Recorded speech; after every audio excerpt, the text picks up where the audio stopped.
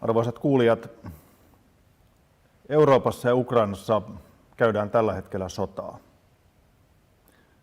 Totuus on, että meillä on käsillä laajin sotilaallinen eskalaatio sitten toisen maailmansodan, jossa kuolee ihmisiä tänäkin päivänä.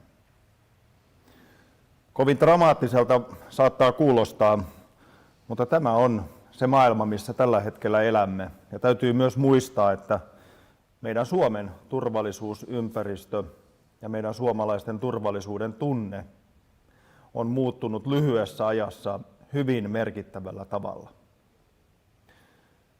Ja kun puhutaan tämän päivän sodasta, niin sitä käydään maalla, merellä, ilmassa, avaruudessa ja myös kyberympäristössä.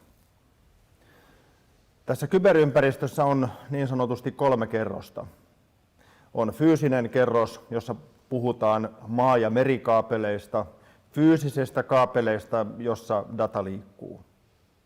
Sitten on tekninen kerros, teknologinen kerros, jossa puhutaan älylaitteista, ohjelmistoista, jotka on ihan erottamaton osa meidän arkipäivää. Ja sitten on tämä psykologinen, sosiaalinen kerros, eli miten kybermaailman kautta pystytään vaikuttamaan meidän ajatuksiin, mielikuviin, yhteiskunnalliseen ilmapiiriin. Ja sotaa käydään tällä hetkellä Ukrainassa myös täällä kyberympäristössä. Ja tästä me olemme tänään keskustelemassa ja lämpimästi tervetuloa F-Securen tutkimusjohtaja, hyvä ystävä Mikko Hyppönen. Kiitos Jarno. Ja me olemme siis fyysisesti tällä hetkellä Aalto-yliopistossa, Otaniemessä ja täällä Dipolissa. Ja minä olen kyberturvallisuuden työelämäprofessori Aalto-yliopistossa Jarno Limnell. Sanon tähän alkuun vielä sen, että kun nyt arvioimme, ja täytyy muistaa, että tätä laajasti eskaloitunutta sodan aikaa olemme kokeneet 1,5 viikkoa, niin me elämme melkoisessa sodan sumussa. Ja ehdottomasti vahvakin lähdekritiikki kaikkea sitä tietoa kohtaan, mitä saamme, kannattaa tässä tilanteessa harjoittaa. Mutta sodan sumussakin on kuljettava ja päätöksiä tehtävä. Yksi sellainen sodan sumussa tällä hetkellä varsin vahvastikin arvioitu aihe on se, että Venäjä pyrkisi irrottautumaan internetistä jotakuinkin kokonaan. Vuodettujen asiakirjojen mukaan tällä viikolla Venäjä pyrkisi kaikki domaininsa, kaikki serverinsä irrottamaan internetistä ja olemaan ikään kuin oma internettinsä, Russian internet, joka toimii omalla alueellaan. Mikko, luuletko, että tämä on mahdollista? Kyllä se mahdollista on. Kyllä se niin kuin teknisesti tehtävissä on. Pidän sitä silti epätodennäköisenä. Venäjän viranomaiset on jaellut venäläisille teleoperaattoreille ja venäläisille yrityksille paljonkin ohjeistusta ja neuvoja tässä tämän vajaan 2 viikon aikana. Osa niistä mun mielestä on tulkittu vähän laajemmin kuin mitä siellä nyt oikeasti on sanottu. Esimerkiksi paljon heitellään päivämäärä, että 11. päivä Venäjä irtoaa julkisesta internetistä. En usko, että silloin tapahtuu mitään erityistä. Venäjä ilmoitti testanneensa tätä kykyä kesäkuussa ja heinäkuussa 2021. Ja näillä testipäivämäärillä me ei huomattu mitään havaittavaa eroa, jolloin me silloin tulkittiin, että tämä on vain propagandaa, että he ilmoittavat, että heillä on kyky tehdä tällaisia asioita, ja sillä jo saavutetaan niin kuin, tavallaan niin kuin propagandavoitto, että Venäjä kykenisi irrottautumaan verkosta, jos he haluaisivat, vaikka siihen oikeasti ei olisikaan mitään todellista kykyä. Eli tässä on niin paljon haittapuolia Venäjälle itselleen verkosta irrottautumisessa, että mä en pidä sitä todennäköisenä. Muistelen, että 2016 Venäjä jo kertoi ensimmäisiä kertoja, että he haluavat olla riippuvainen tarvittaessa globaalista internetistä ja perustelivat sitä nimenomaan kyberhyökkäyksiin varautumisella, vaikka se tosiasia lienee, että valtio haluaa ensisijaisesti hallinnoida sitä informaatiotilaa, eli käytännössä sitä tietoa, on se sitten tekstiä, lehtiä, televisiokuvaa, mitä kansalaiset näkevät. Miten sinä näet, Mikko, tämän informaatiotilan, hallitseeko Venäjä tällä hetkellä sitä, ja onko tässä nyt loppujen lopuksi kysymys kuitenkin enemmän tämmöistä psykologisesta asiasta kuin teknisistä asioista? Moni niistä olettamuksista, mitä meillä oli vielä muutama viikko sitten, ei pidä enää paikkaansa. Eli esimerkiksi tämä Venäjän irrottautuminen verkosta niin tuntui paljon mahdottomammalta, koska on niin paljon teknologista teollisuutta ja softafirmoja ja kehittäjiä, joten esimerkiksi pitää päästä GitHubiin kiinni. Jos Venäjä irtoaa verkosta, niin kehittäminen loppuu. Mutta nyt kun tämä kaikki sanktiot ja Venäjän niin kuin eristäminen muusta maailmasta on muutenkin jo astunut tehokkaasti voimaan, niin tavallaan tämä kenttä muuttuu ja moni meidän olettamuksista ei enää samalla tavalla päde. Mutta tämä informaatiokenttä ja ihmisten mielipiteisiin vaikuttaminen on kyllä niin kuin todella mielenkiintoisessa tilanteessa. Ja tätä on varmaan meidänkin on vaikea niin kuin hahmottaa, että mitä tässä tapahtuu, koska varmaan valtaosa maailman sympatioista on Ukrainan puolella ja varmasti meidän sympatiat on Ukrainan puolella, kun he taistelevat hyökkääjää vastaan, niin me ikään kuin haluamme uskoa tätä Ukrainan tarinaa. Tai aina kun sieltä tulee hyviä uutisia tai jotain niin kuin toivoa herättävää, niin me halutaan, että se on totta ja me halutaan kannustaa, halutaan jakaa eteenpäin niitä viestejä, missä kerrotaan jostakin hyvistä uutisista. Ja täytyy samaan aikaan pitää mielessä, että käynnissä on sota, jossa on informaatio-operaatioita ja propagandaa. Mutta kyllä tällä hetkellä, jos lasketaan, että kuka voittaa ja kuka häviää näissä informaatio-operaatioissa ja viestinsä läpisaamisessa, niin Ukraina kyllä vie Venäjää 100-0. Venäjän informaatio-operaatioita ei näy juuri lainkaan, ne ei niin kuin leviä, ne ei mene läpi. Minä en näe niitä missään mun kanavissa. Ukraina sen sijaan näkyy koko ajan. Ja hyvä kysymys esimerkiksi on se, että missä on Venäjän trollitehdas?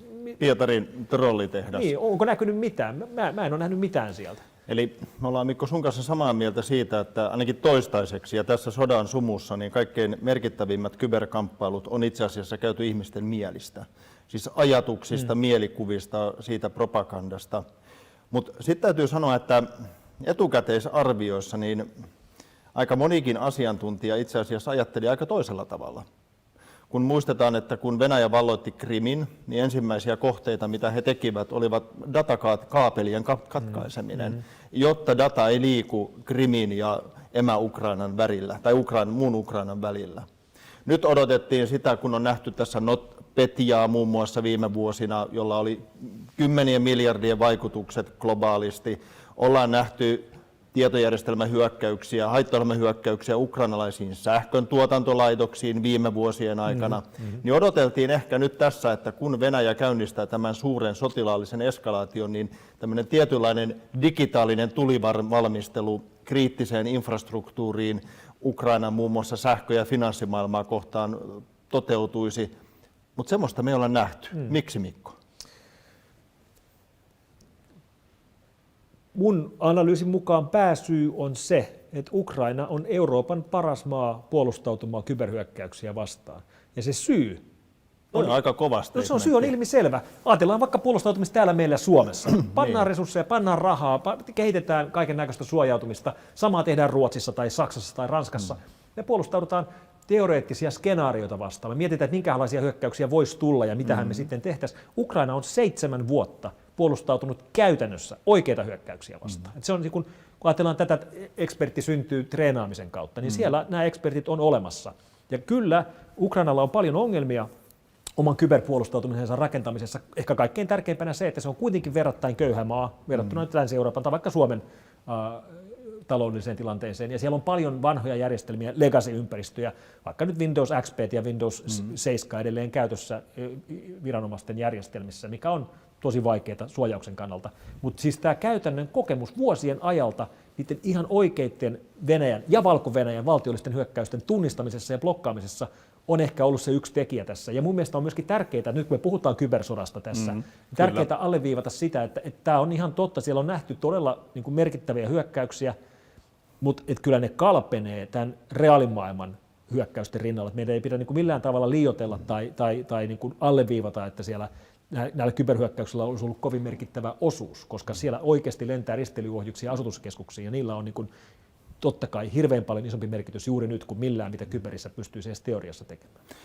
Täytyy sanoa, että on ihan samaa mieltä. Siis totta kai meidän pitää seurata, mitä täällä kybermaailmassa tapahtuu, mutta kyllä se niin sanotusti raaka sota käydään fyysisessä maailmassa, jossa ihmisiä kuolee. Tuo oli mielenkiintoinen tuo sun arvio siitä, että Ukrainassa olisi noinkin voimakas kyberpuolustus.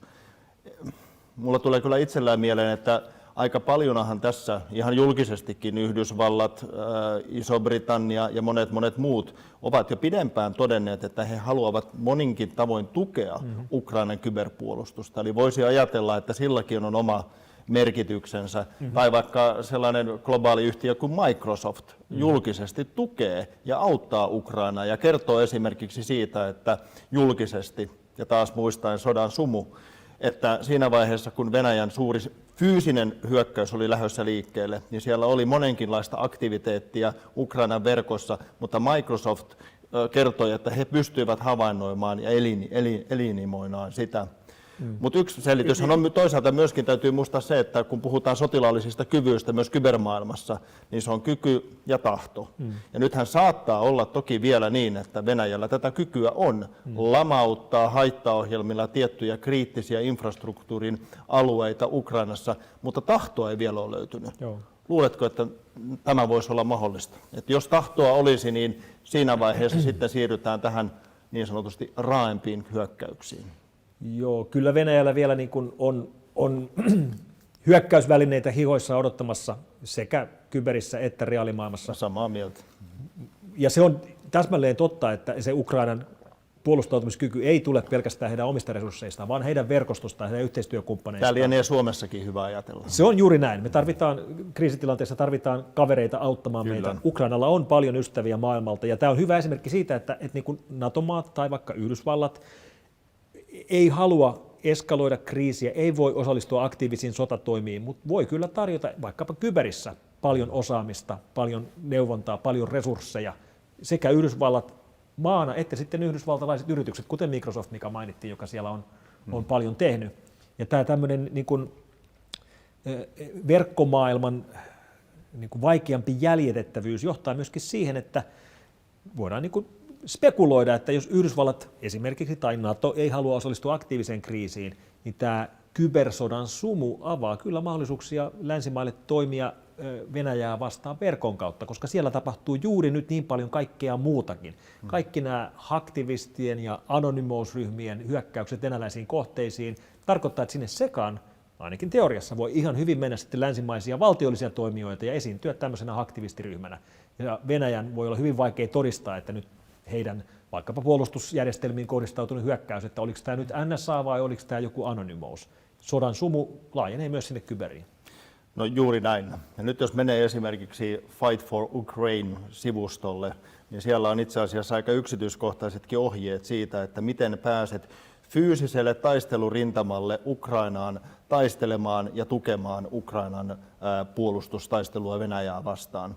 Mutta nyt jos me otetaan sama logiikka tänne kybermaailmaan, niin fyysisesti hän ei tarvitse niin sanotusti sinne Ukrainaan matkustaa, vaan ehkä vähän huono ilmaisu, mutta sotaa voi käydä kybermaailmassa vaikka omalta kotisohvalta, ja nämä tietyllä tavalla rintamalinjat, mitä on totuttu fyysisessä maailmassa ajattelemaan, että on hyökkääjä ja puolustaja, ja sitten on se rintamalinja, jossa käydään kamppailuja, ja ne on vielä yleensä sotilaita, jotka on merkitty tietyillä maastopuvuilla, niin kybermaailmassahan tämä sumu on nyt paljon laajempi, mihin jo viittasit. Täällä on monenlaista yksittäistä hakkeria, toimijaa, anonymousia, monenlaista erilaista epävirallista joukkoa, jotka kertoo, että ovat sillä ja sillä puolella.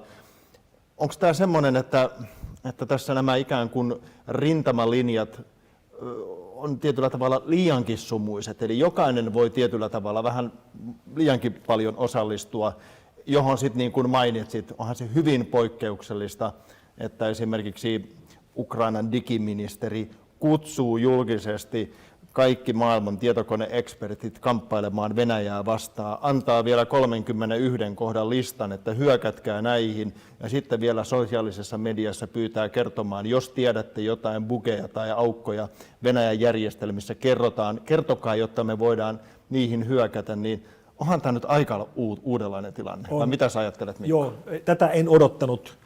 Mutta tavallaan se on ymmärrettävä, ja itse asiassa kun ajattelisit, että jos samanlainen tilanne kuin mikä Ukrainassa nyt on käynnissä kohdistus meihin, niin varmaan näin mekin tehtäisiin. Ei olisi pitänyt olla yllätys, mutta kyllä silti olin yllättynyt, kun vähän yli viikko sitten Ukrainan varapääministeri Fedorov ilmoitti tosiaan, että tulkaa kaikki tälle Telegram-kanavalle, ja siellä kanavalla tällä hetkellä just katsoin, on 303 000 ihmistä odottamassa maaleja, siis maalitetaan kohteita. Se on melkoinen suurarmeija. No siis heti kun sinne ilmoitetaan joku kohde, niin mä en kertaakaan vielä ehtinyt, jos on vaikkapa web-palveli, niin sinne sivulle ennen kuin se on nurin, tai ainakin hyvin hidas, eli se, niin kun, se käynnistyy saman tien. Sano vielä, mikä tämä oli, Mikko? Tämä on tämä IT Army of Ukraine Telegram-kanava, jossa siis ylläpitäjät, jotka luultavimmin ovat kytköksissä suoraan Ukrainan hallintoon, antavat kohteita määrävälein muutaman kerran päivässä. Ja sielläkin ne kohteet ei välttämättä ole mitään web-saitteja. Siellä nyt on ollut esimerkiksi venäläisiä pankkeja tai venäläisiä öljyyhtiöitä, joiden web-saitteja on kaadettu. Mutta yksi mielenkiintoinen kohde 4 päivää sitten oli, että siellä listattiin tämmöinen IP-osoite, joka oli Aeroflot-lentoyhtiön SIP-palvelin. Ei siis mikään web-palvelin, vaan tämmöinen ääni Voice over IP puheluyhteyksiin liittyvä järjestelmä. Ja siellä kaadettiin siis Aeroflotin puhelujärjestelmiä tämän IT Army of Ukraine Telegram-kanavan kautta. Ja tämä kyllä oli yllättävä, mutta tämä nyt varmaan pitää hyväksyä, että jatkossakin kaikissa isoissa kriiseissä tämmöinen joukkoistaminen on nyt sitten semmoinen, mitä tullaan käyttämään, koska tässä se selvästi toimii. Uskon, että olet ihan oikealla jäljellä. Ja samaaikaisesti täytyy sanoa, että kyllä tässä sellainen tietyllä tavalla monet niin kuin asiat joutuu ajatella aika uudellakin tavalla. Ja toisaalta tämä digitaalinen kybermaailma mahdollistaa tämmöisten uusien tapojen tuomisen. Esimerkiksi näin tuossa hiljattain uutisen, missä oli murtauduttu venäläisiin sähköauton latauspisteisiin. Ja siinä kun on tällaiset näytöt, niin sinne oli vaihdettu se informaatio, jossa sitä arvosteltiin herra Putinia ja toivottiin vapautta Ukrainalle. Eli mennään sen informaatiopuolustuslinjan taakse. Tai nyt vaikka on ollut netissä tällä hetkellä kiertänyt tämä, että mene Google Mapsin kautta venäläisten ravintoloiden tai hotellien sivulle ja sinne arvosteluihin kirjoita sitten näitä Ukrainaa tukevia kommentteja, joita valtio ei välttämättä pääse blokkaamaan. Tai jopa niin, että kuulemma naiset ovat aktivoituneet Tinderissä Ukrainassa ja pyrkivät sillä tavalla houkutella siellä olevia venäläisiä sotilaita antamaan sitten omia tietoja ja paljastamaan yksityiskohtia. Aika uusia juttuja tällaisetkin. Kyllä, kyllä. Ja nämä on kaikki esimerkkejä siitä niin kuin muiden kuin valtiollisten toimijoiden vaikuttamisesta, tai ainakin oletamme, että ne on muita kuin valtiollisia toimijoita. Jos me katsotaan nyt sitten näitä varsinaisia valtiollisia pelureita, niin mehän ollaan nähty valtiollisia hyökkäyksiä Ukrainaa vastaan sekä Venäjältä että Valko-Venäjältä. Sen sijaan Ukrainan valtiollisia hyökkäyksiä Venäjää vastaan, niin mä en osaa konkreettisesti nimetä yhtään. Ne onko se niin, että me ei tiedetä? Me ei tiedetä, tai sitten ne sekoittuu näihin niin kuin vapaaehtoisten tekemiin. Se sumu vaikuttaa sielläkin. Venäjän hyökkäyksissä mielenkiintoista oli se, että kun sota alkoi 11 päivää sitten torstai-aamuna, aamu 5 suunnilleen Suomen aikaa, niin melko lailla tarkkaan 12 tuntia aikaisemmin alkoi se kentän pehmitys tällä Hermetic Wiper-haittaohjelmalla, joka on nimetty koodiallekirjoitussertifikaatin mukaan, joka oli varastettu Hermetica-nimiseltä yritykseltä, mutta kyseessä oli kyberase, Venäjän sotilastiedustelun kehittämä kyberase, joka selvästi oli ujutettu näihin ukrainalaisiin kohteisiin, jossa oli ministeriöitä, valtionhallintoa ja finanssisektoria, niin päiviä tai jopa viikkoja aikaisemmin. Eli siellä oli valmistauduttu, että kun sota alkaa, niin sitten hyökkäyskomento tulee ja se alkaa verkossa ensin ja sitten perään lähdetään vyörymään rajojen ylitse. Eli vaikka Ukrainalla on hyvä puolustautumiskyky, niin tässä niin hyvin näkyy, että missä ne rajat tulee vastaan. Siellä saatiin aika merkittäviä tuhoja aikaan, ja osa niistä tuhoista meni myöskin jälleen kerran Ukrainan rajojen ulkopuolelle. Eli Hermetic Wiper tuho-ohjelmaa nähtiin myös Latviassa ja Liettuassa. Luultavasti ne ei ollut mitenkään kohteena, mutta se sama hyökkäys, sen kohdistaminen maantieteellisesti on vaikeaa, koska kyseessä on netti ja netissä ei ole maantiedettä. No mitä sä ajattelet siitä, että nyt kun puhutaan varsinkin tästä psykologisesta puolesta, ja onhan tämä, on huomannut, ja ehkä huono sanoa nyt niin kuin raskasta suomalaisille, mutta moni tuntee aika vahvaa ahdistusta myöskin Suomessa siitä, että nyt on niin vahvasti tämä sota läsnä, ja sä voit ikään kuin reaaliaikaisesti eri kanavista, tämmöistä open source-kanavista seurata, että mitä kaikkea siellä tapahtuu. Ja osa niistä on totta ja osa ei ole totta, ja siellä on kaiken maailman videoita ynnä muita. Eli voisi sanoa, että tämä on semmoista jatkuvaa sotaa, jota jokainen meistä voi seurata eri digitaalisista kanavista. Ja nyt tässä on ne sitten meemejä tai jotain muuta, niin mehän saadaan koko aika pääsääntöisesti sitä Ukrainan tietoa ja siihen liittyvää informaatiota. Miksi yksinkertaisesti Venäjä antaa Ukrainassa internetin olla edelleen pystyssä? Koska olisin voinut ajatella, että yksi skenaario on, että muun muassa tämän psykologisen pelin voittamiseksi, niin sieltä pyritään katkaisemaan internetyhteyksiä. Ja ainakin minun tiedon mukaan taas sodan sumu huomioiden, niin ainoastaan tietyissä osissa Ukrainaa on ajoittain, jos vaikka NetBlocksia katsoo, mikä tätä raportoi, niin on ollut netti alhaalla, mutta pääsääntöisesti ihmiset pystyy koko aika lähettämään sieltä tietoa, että mitä siellä tapahtuu. Miksi siellä on verkko pystyssä? Mitä sä arvioit? En tiedä, mutta mä oletan, että heidän tarkoituksenaan oli kyllä eristää Ukraina myöskin verkossa. Ja siihen viittaa se, että suunnilleen samaan aikaan, kun nämä Venäjän organisoimat Hermetic Viper-tuhohyökkäykset alkoi, niin käynnistettiin Ukrainan satelliittilinkkien eristäminen. Ja satelliittilinkit on malliesimerkki tämmöisestä niin kuin vaihtoehtoiskanavasta, eli perinteiset valokaapelit maasta toiseen, niin ne voi ihan katkaista. Kaivetaan kaivinkoneella maasta esiin tai merenpohjasta. Ihan pulttisaksilla. Niin, poikki vaan ja se katkee siihen, mutta sitten niin kuin satelliittilinkki sen jälkeen tarjoaa vaihtoehtoisen yhteyden, koska sitä ei voi katkaista, se menee suoraan taivaalle. Ja se, mitä siellä toteutettiin, jälleen kerran 12-13 päivää sitten oli näiden Satcom-terminaalien tuhoaminen. Ja tämä on hyvin poikkeuksellinen operaatio. Kysymys on niin kuin Viasat-yrityksen operoimasta varaverkosta. Tämä ei liity mitenkään näihin paljon uutisissa nyt olleeseen SpaceXn satelliittilinkkiin, Starlinkkiin, joka on ihan oma järjestelmänsä. Tämä on huomattavasti vanhempi järjestelmä. Mutta se, että se kaadettiin ja tuhottiin näitä terminaaleja niin, että niitä ilmeisesti ei pysty enää korjaamaan, vaan ne pitää vaihtaa. Niin kyllä mun mielestä viittaisi siihen, että siellä oli tarkoituksena häiritä Ukrainaa ja irrottaa Ukraina paljon tehokkaammin verkosta, koska miksi muuten tämmöinen varajärjestelmä olisi kaadettu. Ja se selvästi on ollut niin kuin Venäjän-vetoinen operaatio. Ja itse asiassa mielenkiintoinen operaatio sen takia, että silloin on ollut paljon enemmän tuhovaikutusta lännessä. Ongelmia muun muassa Saksassa. Itse asiassa tällä samalla järjestelmällä on tukiasemia Suomessakin. Eli tämä on ehkä ollut epäonnistunut operaatio. Se olisi ollut loogista, että ne olisi yrittänyt eristää Ukrainan. Ukrainasta valtaosa heidän verkkokapasiteetistaan menee joko pohjoiseen Valko-Venäjälle tai sitten itään Venäjälle, mutta sieltä menee myöskin valokaapeleita Puolaan. Eli tietysti sen katkaiseminen olisi ehkä ollut muutenkin vaikeampaa, mutta osa tästä liikennekapasiteetista toimii tällä hetkelläkin, siis myöskin siis pohjoiseen päin Valko-Venäjälle, mikä on asia, mihin mä en oikeastaan niin kuin, en tiedä, miksi he eivät toteuttaneet sitä eristystä niin kuin ehkä heillä alun perin oli tarkoitus. Ehkä he ovat vain epäonnistuneet siinä. Ihan julkistenkin lähteiden perusteella, niin nimenomaan, jos katsoo vaikka Kiovan tietoliikenneyhteyksiä, niin pohjoisen suuntaan niitä paljon menee. Ja ne ovat ymmärtääkseni edelleen toiminnassa. Ehkä tässä nyt on hyvä muistaa se, että tätä laajamittaista hyökkäyssotaa on nyt nähty 1,5 viikkoa. Ja se on varsin lyhyt aika. Ja sotaan liittyy aina onnistuneita ja epäonnistuneita yrityksiä.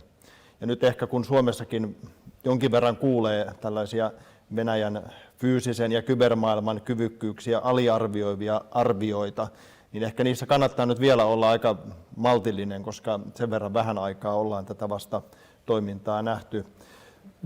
Ja sitten siinä on myöskin samalla täytyy sanoa sekin, että siis kun paljon puhutaan tästä, että miten vapaaehtoiset puolustaa Ukrainaa ja hyökkää Ukrainan puolesta, Venäjällä on omat hakkerinsa, omia patriottihakkereita, jotka ei ole valtiollisia pelaajia, jotka hyökkää sitten Venäjän puolesta, ja ne eivät saa palstatilaa ollenkaan samalla tavalla. Kieltämättä heitä on vähemmän. Niin kun siellä on useampi 10 ryhmittymä Ukrainan puolella, mukaan lukien 2 ryhmää, jossa me tiedetään, että on suomalaisia jäseniä, jotka hyökkää venäläisiin kohteisiin. Mutta Venäjän puolella on 10, 15, 20 ryhmää, jotka hyökkää länsimaisiin kohteisiin tai Ukrainaan. Ja ovathan ihan julkisesti kertoneet, että jos te lähdette hyökkäämään Venäjälle tällaiset niin sanotusti ei-kybersotilaat, niin sanotusti valtiolliset toimijat, niin he iskee takaisin. Kyllä. Eli siellä käydään myöskin ikään kuin tämmöisellä siviilipuolella nyt lainausmerkeissä kybersotaa rintamalinjojen yli. Juuri näin. Kyllä näin. Ja mielenkiintoista on se, että ne onnistuneet venäläisten patriottihakkereiden tai aktivistien hyökkäykset länteen, niin ne ei sitten saa palstatilaa. Eli me ei paljon nähdä niitä. Niitä on tapauksia, mullakin on tiedossa, mutta niin kuin nämä Ukrainan mieliset hyökkäykset ovat paljon näkyvämpiä. Eli se informaation dominanssi, mikä Ukrainalla on tällä hetkellä käsissä, niin näkyy myöskin sillä puolella.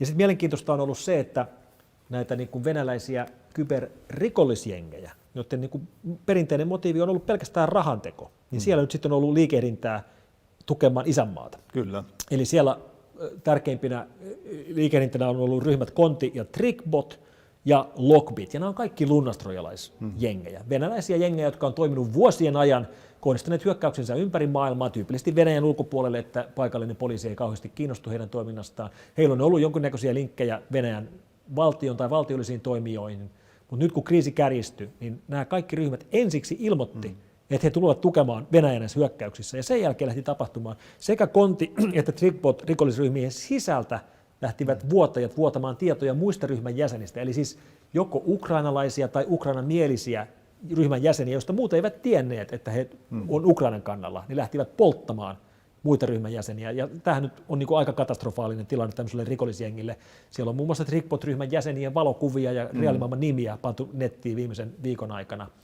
Ja vielä mielenkiintoisempi mun mielestä oli sitten tämä Lockbit-ryhmän takinkääntö. He ilmoittivat kriisin alkaessa, että he kannattavat Venäjää, he tulevat niin kuin puolustamaan Venäjää, hyökkäämään länsimäisiä kohteita vastaan. 24 tuntia myöhemmin he ilmoittivat, että itse asiassa ei, että he tajusivat semmoisen asian, että valtaosa heidän uhreistaan on Euroopassa, valtaosa heidän maksuistaan tulee vakuutusyhtiöiltä, eli ne uhriyritykset eivät maksa lunnaita, vaan niiden vakuutusyhtiö maksaa ne lunnaat. Ja he tajusivat sen, että nämä vakuutusehdot aika monessa kybervakuutuksessa ilmoittaa, että ne eivät maksa, jos kyseessä on act of God or act of war. Ja nyt kun kyseessä on sota, niin ne ei saa vakuutusyhtiötä maksamaan, ja nyt he ilmoittaa kaikille selvästi, että he eivät ole osa sodankäyntiä, heidän hyökkäyksensä eivät ole sodankäyntiä, koska he olettavat, että he saa paremmin maksuja heidän uhreiltaan, kun vakuutusyhtiöt eivät voi väittää, että kyseessä on sota. Ja tämäkin on semmoinen asia, mitä ei tullut etukäteen mieleen, mutta tämmöisiä tässä nyt on viimeisen 1,5 viikon aikana nähty. Paljon havaintoja ja paljon oppeja 1,5 viikkoon. Mutta tosiasia on se, että sota jatkuu. Niin kuin ollaan sun kanssa tässä puhuttu, niin maa- ja merikaapelit on toistaiseksi meidän tiedon mukaan olleet varsin rauhassa. Ehkä tämä psykologinen puoli tai tämä psykologinen kamppailu on korostunut, kun puhutaan nyt tästä kybermaailmasta. Mutta jos nyt vähän ajatellaan eteenpäin nyt sitä teknologista puolta, eli ajatellaan tietojärjestelmiä, ohjelmistoja, älylaitteita, niin on ollut mielenkiintoista havaita, että tässä on tavallaan nyt viime aikoina lännessä useammat tahot, myöskin meidän suojelupoliisi viimeksi eilen, varoitelleet siitä, että nämä ikään kuin Venäjän tai täällä Ukrainan kyberrintamalla olevat tapahtumat niin voivat välillisesti tai jopa välittömästi vaikuttaa myöskin globaalisti. Ja tässä nyt viime aikoina niin sekä Venäjän puolella heidän hallintonsa että lännessä niin on ikään kuin varoiteltu siitä, että tällaiset vakavammat haittaohjelmahyökkäykset voisivat vaikka NotPetyan tavoin sitten lähteä globaalisti leviämään ympäri maailmaan eri tietojärjestelmiin,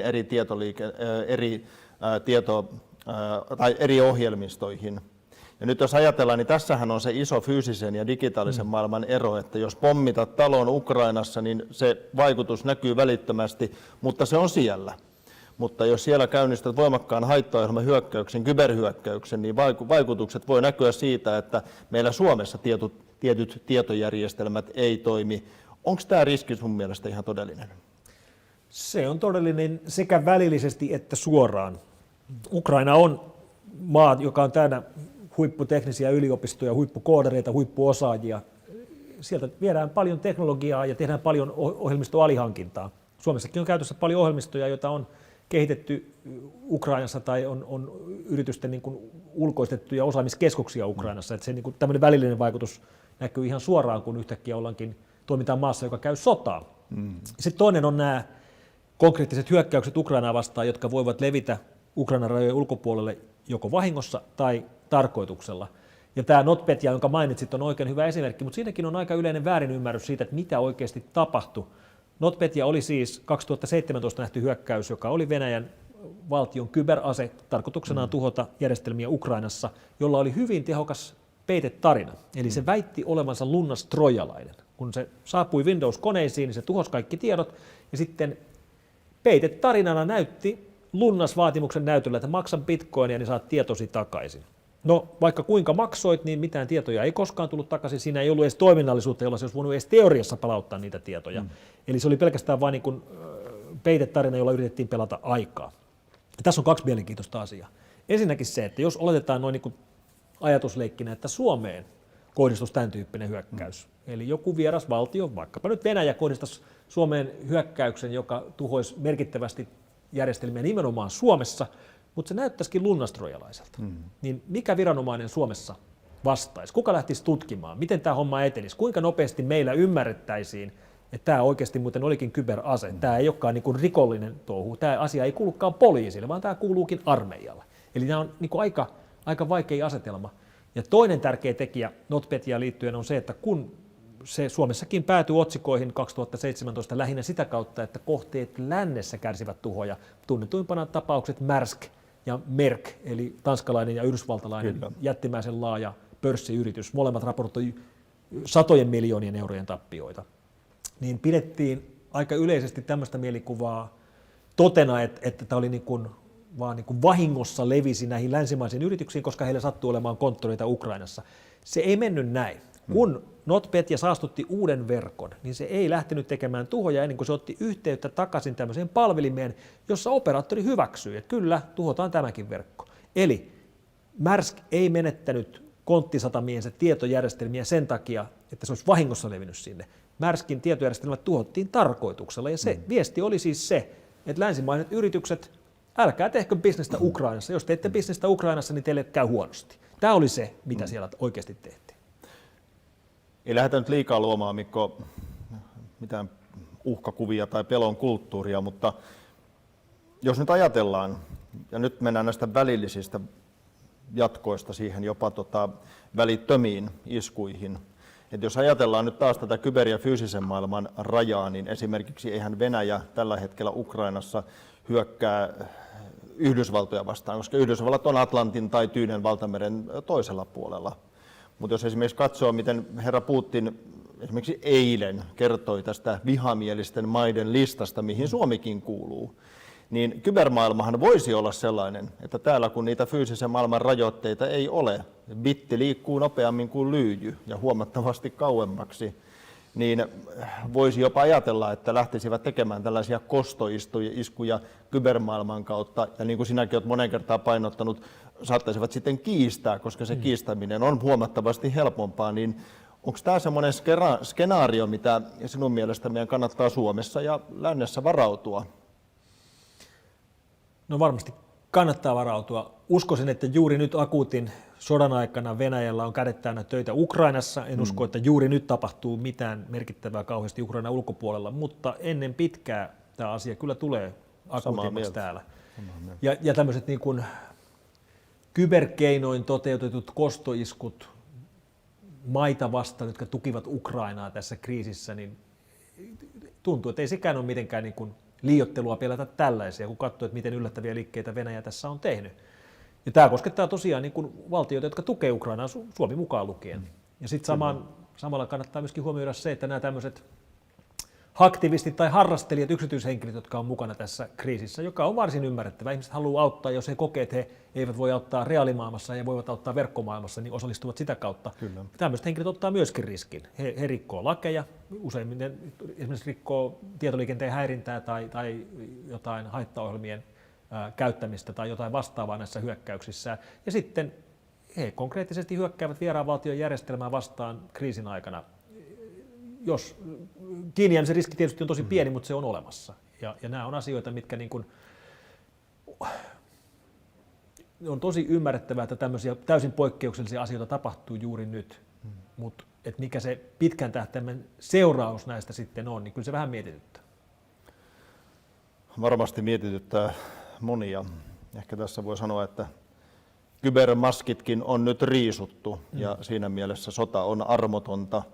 Ja ehkä sekin on hyvä tässä nyt sanoa, että kun sinun kanssa ollaan tässä puhuttu, niin aika moni asia on päässyt meidätkin 1,5 viikon aikana yllättämään. 1,5 viikon aikana. Ja jos tämän pohjalta katsoo, niin kun sota jatkuu, ja näillä näkymin jatkuu pitkään, meillä on peruuttamattomasti Euroopan turvallisuusjärjestys muuttumassa ja muuttunut jo nyt, niin luultavasti paljon yllätyksiä tulee jatkossakin. Mikko, mitä sanoisit nyt kanavilla oleville katselijoille, jotka miettii nyt erityisesti, katsotaan se ihmisten puoli, inhimillinen puoli vielä erikseen, mutta yritykset ja organisaatiot, mitkä on sun tärkeimmät neuvot kaikille suomalaisille yrityksille ja organisaatioille tähän hetkeen kyberturvallisuudessa? Suomalaisten yritysten ja suomalaisten julkishallinnon organisaatioiden kannattaa nyt katsoa oma suojautumisensa kuntoon. Se on ihan sitä samaa työtä, mitä tehdään aina. Nyt se vaan kannattaa ottaa vakavasti ja nostaa korkeammalle siellä prioriteettilistoilla. Ei tässä tarvitse lähteä tekemään mitään ihmeellisyyksiä, irrottautumaan verkoista tai siirtämään järjestelmiä jonnekin muihin maihin, vaan sitä normaalia kyberhygieniaa. Koulutetaan henkilökuntaa, auditoidaan omat järjestelmät, tehdään hyökkäystestausta ja katsotaan, missä ne omat heikot kohdat on, paikataan ne, rakennetaan omat tuotteet turvalliseksi, ajetaan ajan tasalla olevia laitteistoja ja huolehditaan, että kaikki on päivitetty. Ja huolehditaan siitä, että on näkyvyys, eli niin kuin todella nähdään, että mitä meidän organisaatiomme käyttää, mitä järjestelmiä, missä ne on, mitkä on sisäverkoissa, mitkä on ulkoverkoissa, mitkä on pilvessä, miltä normaali tilanne täällä meillä näyttää. Sitten kun tämä tiedetään, niin ollaan jo tosi hyvässä tilanteessa ja voidaan huomata nopeammin, kun tapahtuu jotain epänormaalia. Ja tuo saman kun tuo sitten yksittäisen suomalaisen, yksittäisen ihmisen tasolle, niin puhutaan aika samoista asioista, tästä perushygieniasta. Puhutaan ohjelmistopäivityksistä, varmuuskopioinnista, me puhutaan kaksivaiheisesta tunnistautumisesta, me puhutaan yksinkertaisesti siitä, että meillä on lähdekritiikkiä, medialukutaitoa ja ehkä myöskin se, että välillä tästä sotauutisoinnista osataan irrottautua, että ei vedetä myöskään suoraan sanoen itseämme piippuun. Ja ehkä jopa sellainenkin ohje, että tällaisessa tilanteessa niin kannattaa olla mahdollisimman realisti. Eli ei hyssytellä, mutta ei toisaalta mennä myöskään paniikkiin, kun asioita tapahtuu. Ja kyllä minä olen huomannut tässä 1,5 viikon aikana, että me pragmaattiset suomalaiset, me jotenkin tarvitaan jotain tekemistä, jotta tuntuisi turvalliselta. On se sitten väestösuojien tarkistamista tai esimerkiksi niin kuin tällä hetkellä tuntuu paljon olevan, että ihmiset toteuttaa tätä kotivara 72 tuntia konseptia, eli miten tulisit kotona toimeen 72 tuntia ilman esimerkiksi sähköä, siihen liittyvien asioiden varautuminen, ja sehän on tietyssä määrin hyvä. Arvoisat kuulijat, sodan sumu on varsin sakea tällä hetkellä Ukrainassa, ja kyllä me haluamme Mikon kanssa täältä Espoosta lähettää vahvan tuen Ukrainaan ja ukrainalaisille. Pidetään toisistamme huolta. Se on yksi keskeinen asia, mitä me pystytään tässä hetkessä vahvasti myöskin Suomessa tekemään. Lämmin kiitos Mikko Hyppönen, F-Securen tutkimusjohtaja, että tulit tänne Aalto-yliopistolle ja Espoon Otaniemeen keskustelemaan. Sota jatkuu. Me toivotamme Mikon kanssa turvallista päivänjatkoa. Kiitos.